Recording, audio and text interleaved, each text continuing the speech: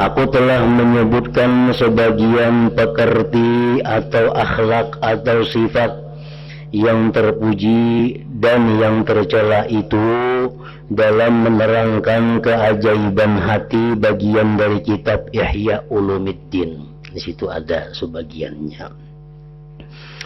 Aku juga telah menerangkan semua pekerti itu dengan perincian dan cara mengobatinya dalam kitab Asraru Muamalatiddin.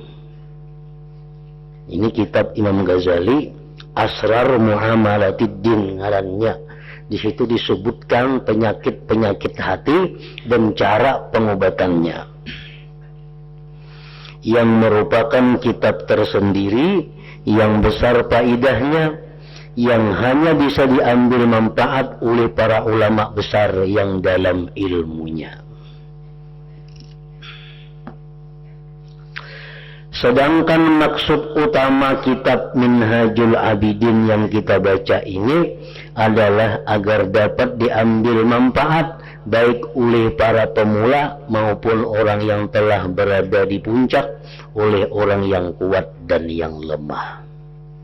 Jadi di sini dalam kitab ini Imam Ghazali hanya akan menjelaskan yang pokok-pokok dari 90 tadi.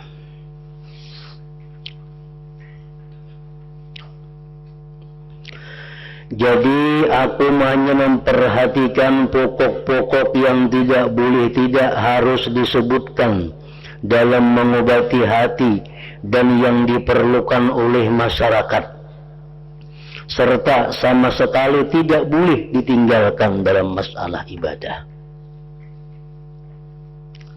Setelah kurenungkan, aku menemukan 4 hal pokok yang biasanya para orang yang tekun beribadah tergelincir dan juga menjadi afat, penyakit orang yang sungguh-sungguh beribadah kepada Allah Ta'ala, yaitu fitnah hati dan bencana nafsu yang menghalangi, memburukkan, membuat kerusakan dan merusak orang yang beribadah.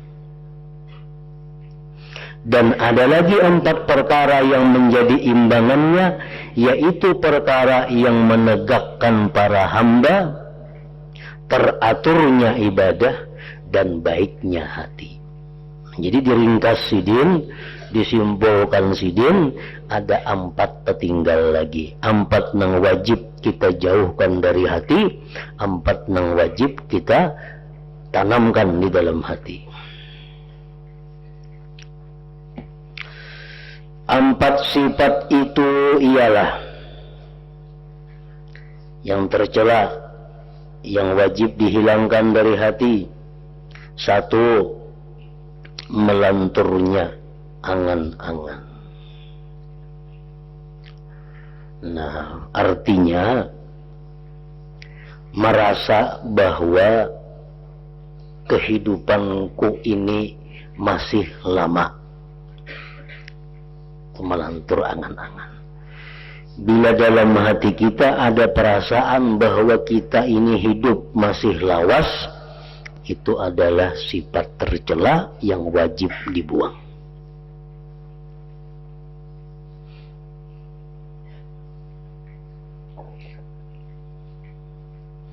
Yang kedua, yang merusak hati kita, ibadah kita, tergesa-gesa. Tergesa-gesa.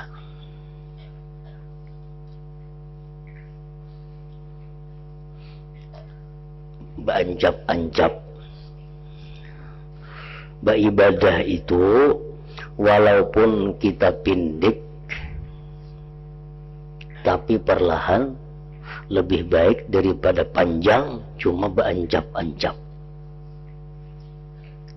Karena berancap-ancap itu bisa mengakibatkan kesalahan-kesalahan yang akhirnya ibadah kita ditolak oleh Allah. Tergesa-gesa bukan berarti ringkas. Ringkas lain lawan tergesa-gesa. Rasulullah Shallallahu Alaihi Wasallam itu kalau sembahyang paling ringkas dan paling sempurna. Sembahyang Nabi itu ringkas dan sempurna. Lain tergesa-gesa.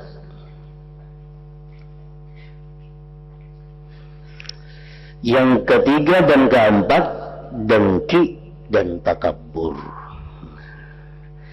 4 perkara ini kalau dihitung-hitung inya beranak pinak jadi 90 perkara yang jelek yang wajib dihindarkan dari hati kita. Sedangkan 4 keutamaan ialah 1, pindiknya angan-angan.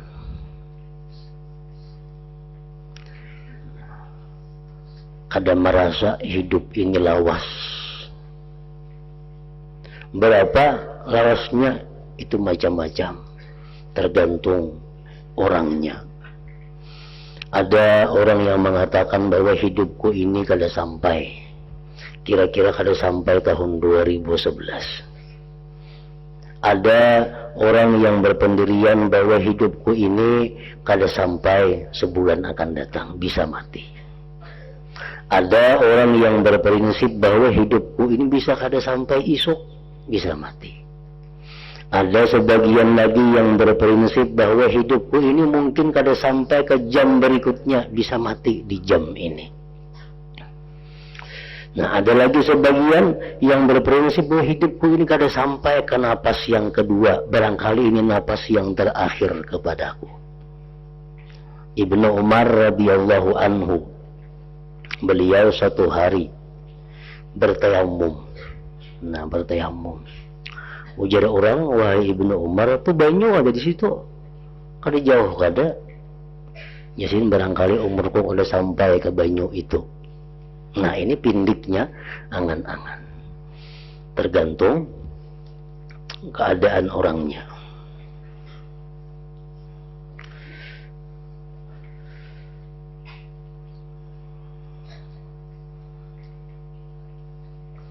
Maksimal 1 tahun, 1 musim. Nah, itu sudah maksimal. Kalau kita sudah merasa hidup sampai tahun berikut, itu sudah kita dianggap panjang angan-angan. Nah, kalau kita merasa bahwa hidupku ini kada sampai ke tahun berikutnya, itu sudah tergolong kita orang yang pindik angan-angan, walaupun itu yang paling rendah.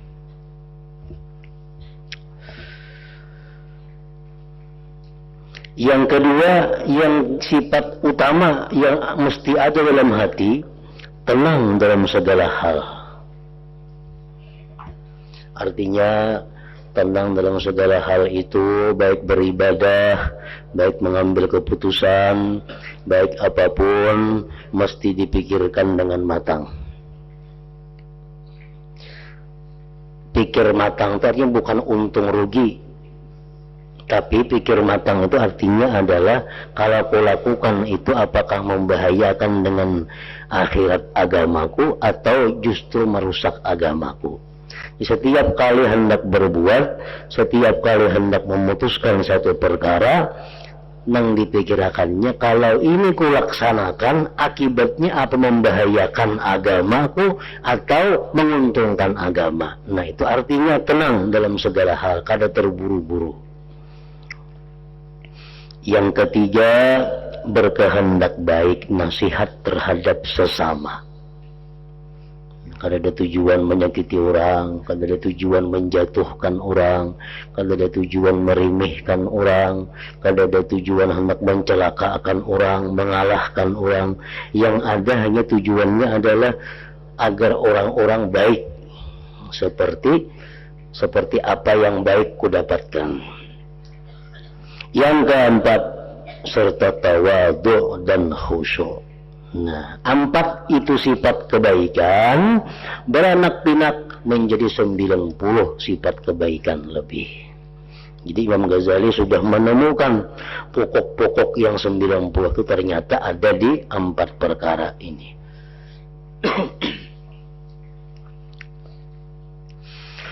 Inilah pokok-pokok untuk membaguskan hati dan merusaknya, serta faidah yang menjadi pusat ibadah.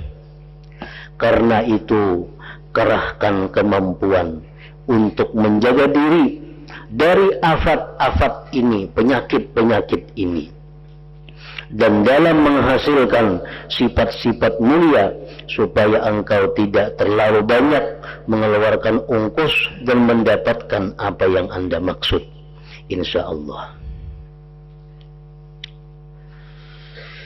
Aku akan memberitahukan tentang penyakit-penyakit atau afat-afat tersebut dengan kalimat-kalimat yang ringkas tapi memuaskan.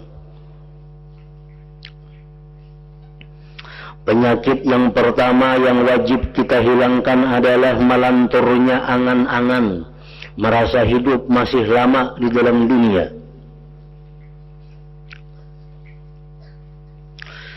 Adalah suatu penghalang bagi manusia dari setiap kebaikan dan kebaktian kepada Allah. Namun kita merasa lagi panjang umur, pasti kita kulir berbuat kebaikan. Kenapa? Karena merasa panjang umur, kayaknya sawat saja membaiki, sawat saja bertobat, sawat saja banyak beramal saleh. Nah, ini bahayanya. Suatu perkara yang menarik keburukan dan fitnah. Kenapa kita mau melakukan dosa? Kenapa kita mau sibuk urusan dunia? Kenapa kita menunda tobat kepada Allah? Kenapa kita sembahyang kada khusyuk? Penyebabnya salah satunya adalah bahwa kita ini masih merasa sempat memperbaiki. Nah, masih merasa panjang lagi umur untuk memperbaiki.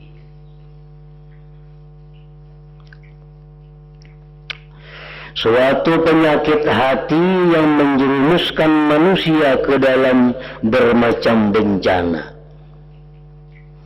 Oleh sebab itu, ketahuilah bahwa apabila angan-angan engkau melantur, maka akan timbul 4 perkara dalam diri engkau.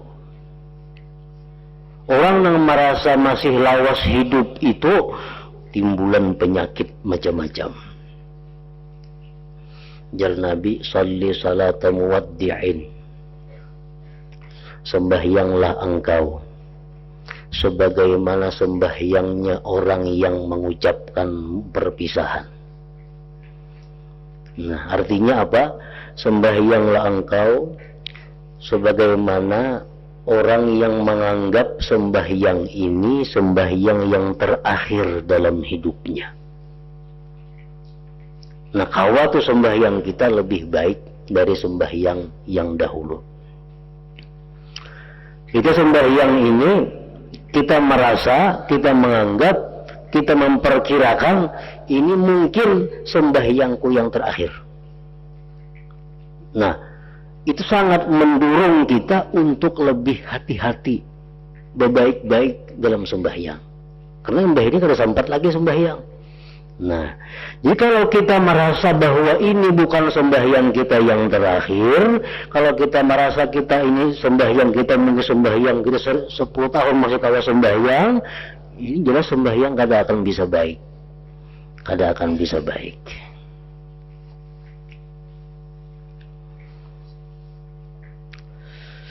Nah, bahayanya orang yang merasa lawas hidup dalam dunia, satu, meninggalkan taat kepada Allah dan malas. Engkau akan berkata di dalam hati berbisik, nanti akan aku kerjakan. Hari-hari masih panjang, tidak akan luput dariku. Karena kita masih merasa hidup sampai tahun kaina. Kita merasa masih hidup sampai tahun 2012. Lalu, kaina sempat saja, kaina aja. Benar sekali apa yang dikatakan Daud At-Tai ketika mengatakan, barang siapa takut ancaman Allah, maka apa yang jauh menjadi dekat. Dan barang siapa melantur angan-angannya, maka jeliklah amalnya.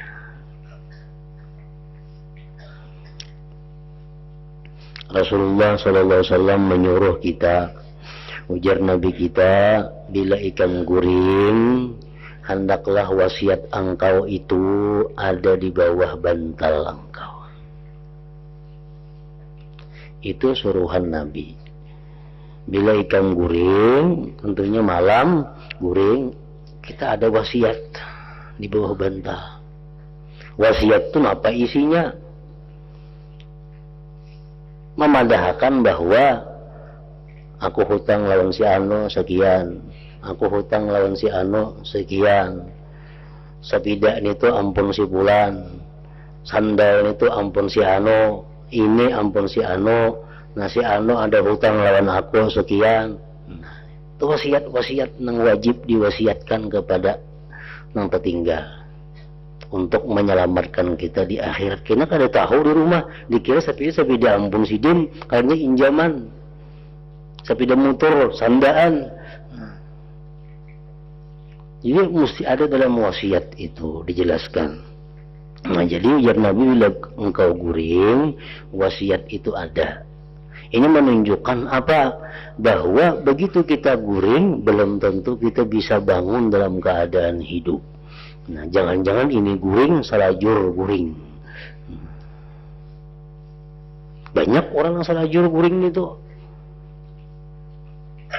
Puasa puluh, ada yang bangunan, dibuka ke lambu, sekalinya guring bujur.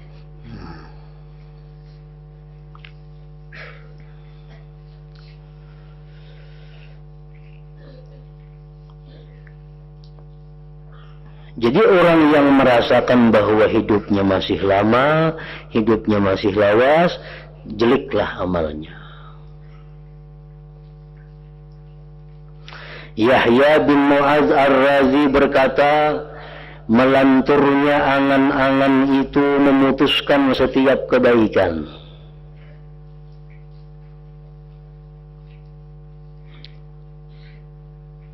Melanturnya angan-angan itu memutuskan setiap kebaikan. Makanya kita nih diberitahu oleh Tuhan, Tuhan Jumat akan datang kematian semuaan. Kira-kira kalau lagi orang nangkap pasarnya, kalau lagi orang nangkap perumahannya, kalau lagi nangkap penerihannya, gardu kosong, semuaan di pasahapan, malam tahajud, karena sudah diberitahu Tuhan seminggu lagi kematian. Manusia akan bersiap-siap menghadapi itu. Seminggu, apalagi isok dia Tuhan mungkin mati, misalkan bermakanan lagi hari ini.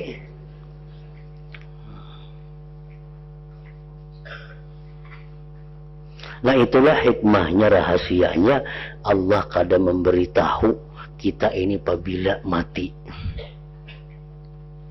Jakanya itu diberitahu oleh Tuhan, manusia bisa mati sebelum mati. Jakanya diberitahu nih kan mungkin jam 1 mati, jam 12 bisa mati dulu, sudah ini ketakutanan. Jakanya diberitahu. Nah, karena Tuhan memandang manusia ini lebih baik kada tahu, karena dahsyatnya itu kematian, ada diberitahu oleh Tuhan. Ada dikisahkan dalam sebuah kitab, orang kawin laki bini ini sudah berpuluh-puluh tahun kada mau beranak. Berpuluh-puluh tahun, 20-30 tahun kawin kada sing ngeranakan. Kasih tu kamari batu tambak kada mampan juga. Datang ke sebuah tabib, ke seorang tabib, apa sudah 20 tahun kada beranak. Diperiksa oleh tabib nang bini, diperiksa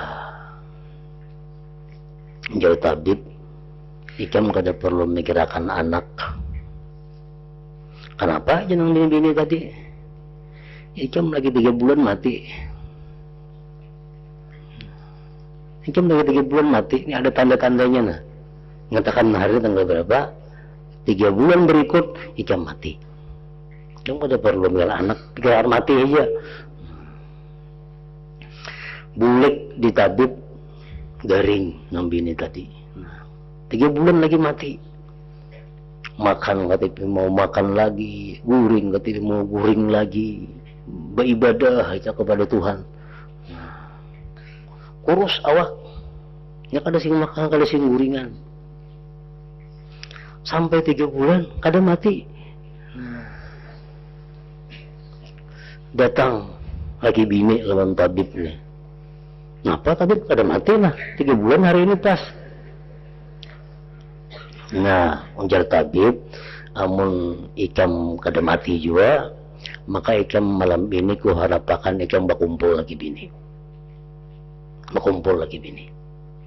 Nah, malamnya berkumpul lagi bini, setahun kemudian beranak. Beranak. Kenapa sebabnya?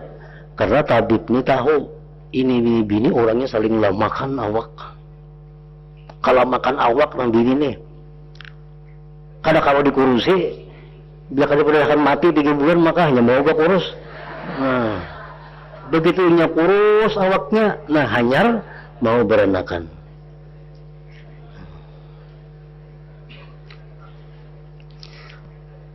Nah jadi itu rahasianya bahwa Allah kada memberitahu kita apabila mati ini tuh. Jika kita tahu kita kada bertinggal awak lagi. Ikam diberi umur 60 tahun. Nah, 60 tahun kurang setengah tahun lagi itu sudah mulai kita atur lagi sudah kita. Nah jadi merasakan bahwa kita hidup itu masih lama membuat segala macam kejahatan. Melanturnya angan-angan itu memutuskan kebaikan. Tamak mencegah setiap perkara hak. Orang tamak kada mau jujur, berjual kada mau jujur, nukar kada mau jujur. Orang tamak. Belinya berjual banyak hujungnya, belinya nukar orang maka rugi. Menjual pun seorang diambung, nukar pun orang dihantak. Wah, ini kada baik pun ini barangnya ini. Nah, padahal kan semua kada baiknya. Bila pun seorang, padahal kan semua yang baiknya. Itu tamak mencegah setiap perkara hak. Sabar membawa kepada keberuntungan dan nafsu mengajak kepada setiap kejelekan. Nah, jadi pertama, akibat kita ini merasa masih panjang umur, malas ibadah, malas taat. Yang kedua, apabila kita merasa panjang umur lagi, meninggalkan dan menunda-nunda tobat. Engkau akan berkata, nantilah aku akan bertobat. Hari-hari masih panjang, aku masih muda, umurku baru sedikit, tobat berada di depanku, dan aku melakukannya kapan saja aku kehendaki. Nah, tobat. Padahal banyak berisi dosa yang belum disesali. Dosa yang belum disesali berarti belum tobat. Nah, jadi orang yang tobat nasuha itu orang yang benar-benar tobat dari seluruh dosa. Kita dosa di mata kita ingat akan, kita dosa di telinga ingat akan, kita dosa di mulut kita ingat akan, kita sesali. Itu lebih dekat kepada diterima Allah daripada kita hanya menyesali dosa secara keseluruhan. Ya Allah, hamba banyak dosa, minta ampun, hamba menyesal. Tapi kita kada ingat dosa apa-apa, itu jauh diterima Allah. Tapi kalau kita ingat satu persatu dosa kita ungkapkan di hadapan Allah, kita sesali dosa itu lebih dekat kepada diterima. Apalagi kita ingat hari dan tanggalnya, waktunya. Ya Allah, hamba hari ini pada jam anu, tanggal seanu, di anu tempatnya melakukan maksiat kepada Engkau. Hamba menyesal dan kada akan mengulang lagi perkara itu. Nah, ini tobat yang demikian lebih rinci, lebih diperhatikan Allah Subhanahu wa ta'ala.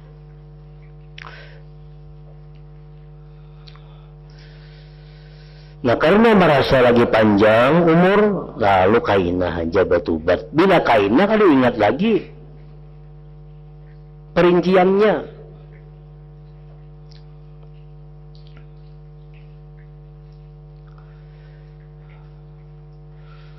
Kadang-kadang orang semacam ini tiba-tiba disambar kematian ketika masih saja berbuat dosa. Ini merasa masih anum. Kainah aja tobat, datang kematian mendadak. Maka kematian menyambarnya sebelum sempat membaguskan amal.